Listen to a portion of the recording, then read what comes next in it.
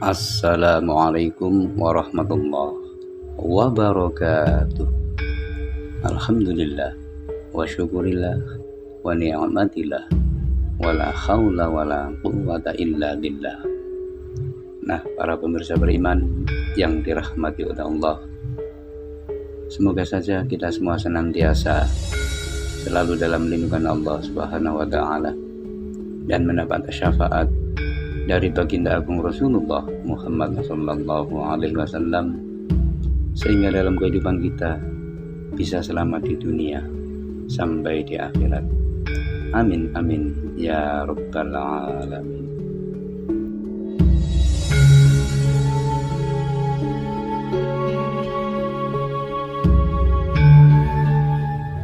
Penelusuran konten YouTube kami kali ini adalah menyimak tentang wisata religi makam Syekh Maulana Ibrahim Asmoro-Konti yang lokasinya berada di Desa Gesiharjo, Kecamatan Palang, Kabupaten Tuban, Provinsi Jawa Timur.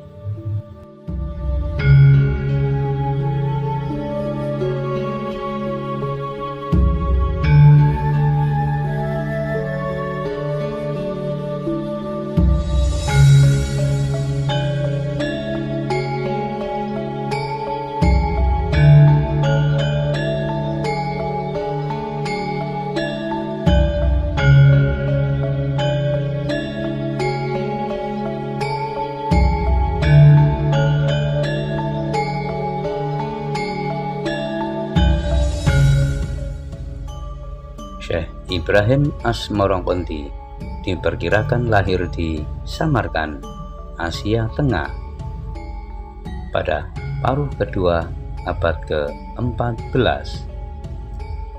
Babat Tanah Jawa menyebutkan namanya dengan sebutan Makdum Ibrahim Asmoro atau Maulana Ibrahim Asmoro.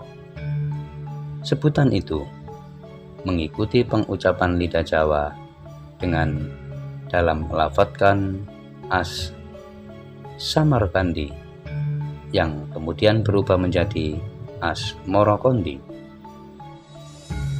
Istri pertama Syekh Ibrahim Asmoro-Konti yang bernama Retno Jumila dan dikaruniai putra Ishak Makdum atau Syekh Maulana Ishak. Istri kedua bernama Dewi Condrowulan yang merupakan kakak dari Raja Campa dan dikaruniai putra 1. Ali Murtado atau Raden Santri atau Raja Pandito. 2. Ali Rahmatullah atau Raden Rahmat atau Sunan Ampel.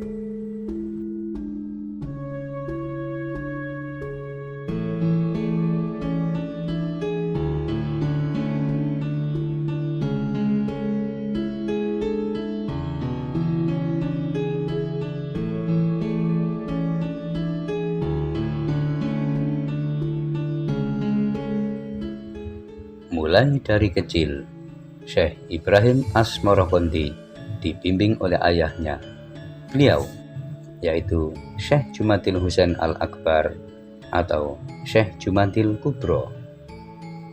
Dalam perjalanan mengungsi dari daerah Samarkand yang sedang diserang oleh pasukan Timurlang atau Timurlan, Syekh Ibrahim Asmoro-Konti dan keluarga mampir ke daerah Persia.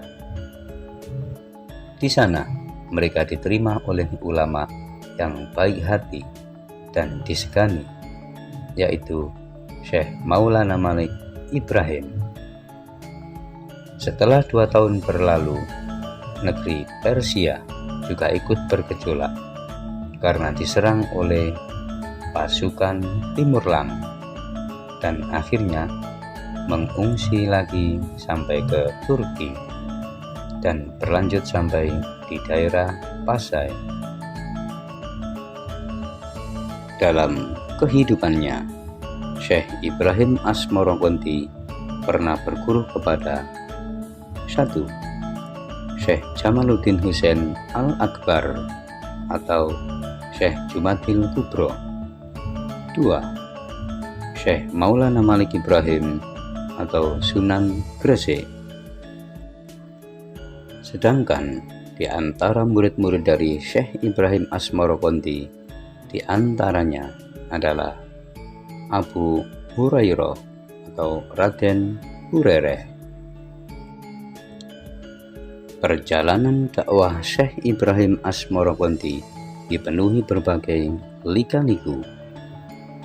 Secara umum, seperti dikemukakan dalam babat Gresik, perjalanan Syekh Maulana Ishaq ternyata dapat dijelaskan sebagai berikut.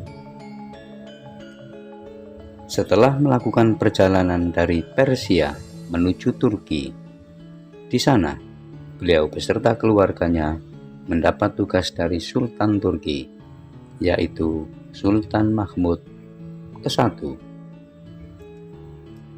untuk berangkat ke Jawa Dwipa untuk melakukan misi kenegaraan sekaligus misi dakwah. Dalam perjalanan menuju Jawa, rombongan mampir di daerah Pasai, dan ketika rombongan akan melanjutkan perjalanan menuju ke Jawa, Syekh Ibrahim Asmorokonti memutuskan untuk tinggal dikarenakan beliau nyaman dengan lingkungan sekitar. Akhirnya, beliau diterima dengan baik oleh Sultan Ahmad, sang penguasa Pasai, dan diangkat sebagai salah satu guru di Pasai. Dan beliau juga dinikahkan dengan salah satu putri bangsawan Pasai yang bernama Retno Jumila.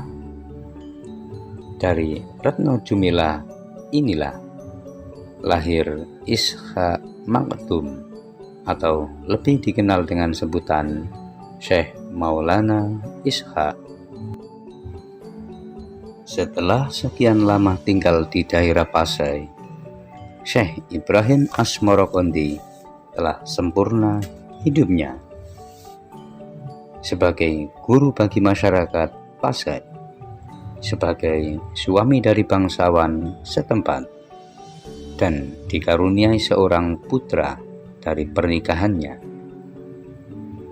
Selama tinggal di Pasai, Syekh Ibrahim Asmorokonti sering mendapat laporan dari pedagang yang kebetulan singgah di Pasai. Dan ada yang mengatakan bahwasanya keadaan di Campa benar-benar menyedihkan dan harus segera ditangani.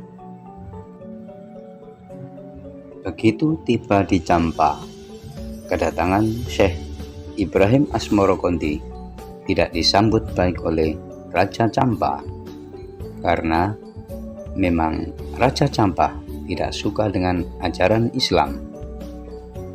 Raja Campa sangat marah dan menghukum siapa saja rakyatnya yang beralih keyakinan. Begitu pula Syekh Ibrahim Asmorokonti diburuh oleh Raja Campa untuk dijatuhi hukuman. Tidak tahan akan perlakuan Raja Campa, Syekh Ibrahim Asmorokonti pergi ke Gunung Sukasari.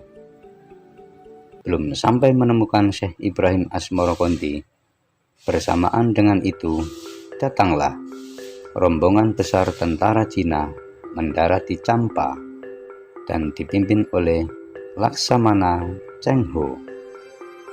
Akhirnya, tentara Cina melindungi rombongan Syekh Ibrahim Asmorokonti.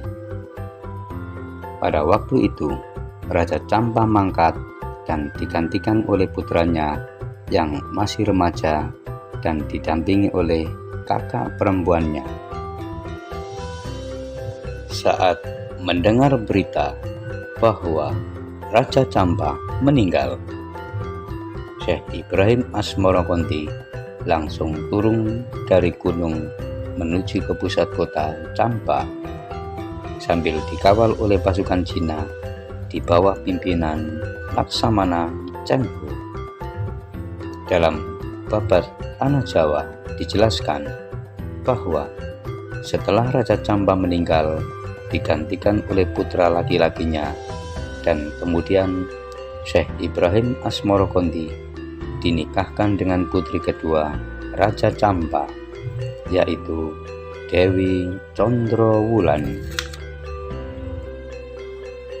Hampir 20 tahun sudah Syekh Ibrahim Asmorokonti berada di Tanah Campa. Dengan istri keduanya, ia dikaruniai 2 orang putra yang diberi nama Ali Murtadho dan Ali Rahmatullah. Pada sekitar tahun 1404 Masehi, Syekh Ibrahim Asmorokonti beserta kedua putranya meninggalkan bumi Campa menuju ke Jawa. Terbesit dalam benak Syekh Ibrahim Asmorokonti rasa rindu dan juga ingin memenuhi janji kepada ayahnya saat ia masih berada di Pasai dan ditinggal ayahnya, yaitu Syekh Jamaluddin Husain, ke Jawa. Mereka berlayar menggunakan perahu menyusuri pantai Sumatera hingga akhirnya mereka singgah di pelabuhan Palembang. Di Palembang, rombongan kecil tersebut disambut oleh Adipati Arya Damar. Dia sebenarnya adalah salah satu pangeran dari Majapahit dan diangkat sebagai penguasa Palembang yang menguasai wilayah bawahan Majapahit. Setelah bicara basa-basi cukup lama, Syekh Ibrahim Asmorokonti mulai berbincang-bincang tentang keyakinan, yaitu agama Hindu dan Islam, dengan mendasari ilmu tasawuf, ilmu spiritual Islam yang memang banyak memiliki titik kesamaan antara dua keyakinan tersebut. Hingga akhirnya Adipati Palembang Arya Damar tergerak hatinya untuk masuk Islam dan mengucapkan 2 kalimat syahadat. Dan Raden Arya Damar diberi nama baru oleh Syekh Ibrahim Asmorokonti menjadi Arya Abdillah, yang bermakna kesatria abadi Tuhan. Setelah 3 bulan berada di Palembang, akhirnya perjalanan dilanjutkan menuju ke tanah Jawa dengan menggunakan kapal. Karena kapal yang mereka tumpangi adalah kapal dagang, maka mereka sempat singgah di beberapa pelabuhan, antara lain Banten, Bandar Sunda Kelapa, Karawang, Cirebon, Semarang, dan Jungmara. Hingga akhirnya mereka sampai di pelabuhan Tuban, yang tak kalah ramainya dengan pelabuhan Palembang. Sejak abad ke-11, Tuban nampaknya sudah menjadi pusat perdagangan internasional, khususnya pada masa Airlangga. Dalam sebuah prasasti yang dikeluarkan pada masa itu disebutkan bahwa kerajaan Airlangga memiliki 2 pelabuhan niaga, yaitu Ujung Galuh dan Kambang Putih. Dalam prasasti tersebut disebutkan orang-orang asing yang berdagang, yaitu pedagang India Utara, India Selatan, Burma, Kamboja, dan Campa. Pendaratan Syekh Ibrahim Asmorokonti di Tuban, lebih tepatnya di Desa Gesik, dewasa itu dapat dipahami sebagai suatu sikap kehati-hatian seorang penyebar dakwah Islam. mengingat Bandar Tuban saat itu adalah bandar pelabuhan utama Majapahit. Itu sebabnya Syekh Ibrahim Asmorokondi beserta rombongan tinggal agak jauh di sebelah timur dari pelabuhan Tuban, yaitu di Gresik, untuk berdakwah menyebarkan kebenaran Islam kepada penduduk sekitar. Kurun waktu penyebaran agama Islam dilakukan oleh Syekh Ibrahim Asmorokondi di Tanah Tuban adalah antara tahun 1410 Masehi sampai 1425 Masehi, atau selama 15 tahun berdakwah. Tak lama, Syekh Ibrahim Asmorokondi berdakwah di Tuban, dan pada tahun 1425 Masehi beliau wafat dan dimakamkan di desa Gresik-Harjo, Kecamatan Palang, Kabupaten Tuban, Jawa Timur. Dengan beberapa metode dakwah yang dilakukan oleh Syekh Ibrahim Asmorokondi, tentu saja banyak sekali yang bisa kita petik hikmahnya. Dakwah yang disampaikan oleh Syekh Ibrahim Asmorokondi sangat luas, akan tetapi berkisar pada masalah keislaman dan atau agama Islam. Dalam tujuannya adalah menegakkan tauhid dan upaya menjalankan syariat Islam dengan dilandasi oleh kitab suci Al-Quran dan Al-Hadis. Sedang dalam dakwahnya, Syekh Ibrahim Asmorokondi menekankan pada dakwah bil lisan dan dakwah bil hal. Hal ini dibuktikan bahwa apa yang telah diucapkan dalam ajarannya selalu ditandai dan diwarnai dengan perbuatannya. Beliau menasihati para santri tentang arti hidup di dunia ini menuju akhirat. Selama hidup di dunia ini, hendaklah orang itu berbuat amar ma'ruf nahi munkar. Para muslim wajib taat pada Allah, pada Rasul-Nya, pemimpinnya atau raja, kedua orang tuanya, dan gurunya. Semua itu dilandasi dalam kehidupan muslim, muhsin, mukhlis, mukmin, dan muttaqin. Dalam kehidupan sehari-hari diwujudkan dalam penekanan iman sebagai landasan, Islam sebagai kegiatan, dan ihsan sebagai hasil akhir untuk berbuat baik. Syekh Ibrahim Asmorokondi juga menyusun sebuah kitab tulisan tangan yang dikenal di kalangan pesantren dengan nama Usul 6 Bes, yaitu sejilid kitab berisi 6 kitab dengan 6 Bismillahirrahmanirrahim, ditulis atas nama Syekh Ibrahim Asmorokondi. Itu berarti sambil berdakwah, mengajarkan atau menyiarkan agama Islam, Syekh Ibrahim Asmorokondi juga menyusun sebuah kitab.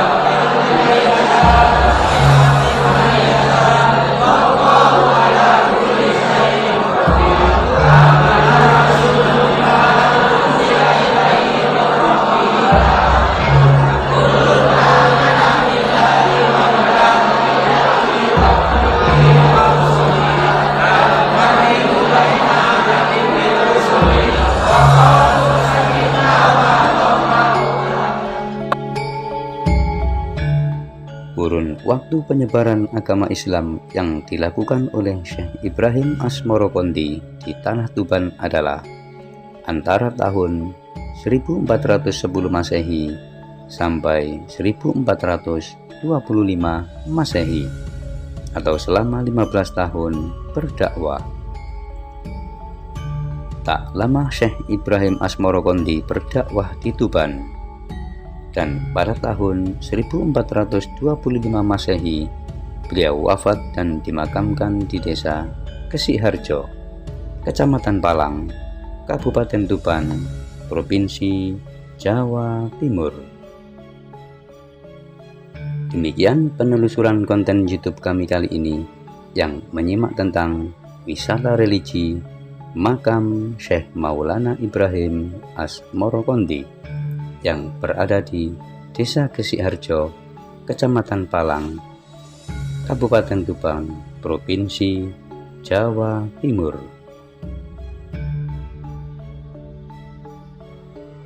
Harapan kami dengan menonton konten YouTube kami Selamat Aryo Kusumo Channel bisa memberi hiburan, pengetahuan, ada guna dan manfaat bagi Anda sekalian. Dan sudilah kiranya para pemirsa beriman sekalian untuk memberikan dukungan kepada channel kami dengan cara memberikan subscribe, like, komen, dan share, serta aktifkan tombol lonceng agar pemirsa sekalian dapat mengikuti perkembangan konten-konten yang ada di channel kami, sehingga channel kami dapat berkesinambungan dan berkembang dengan lebih baik lagi. Wabillahi taufiq wal hidayah waridha wal inayah. Wassalamualaikum warahmatullahi wabarakatuh.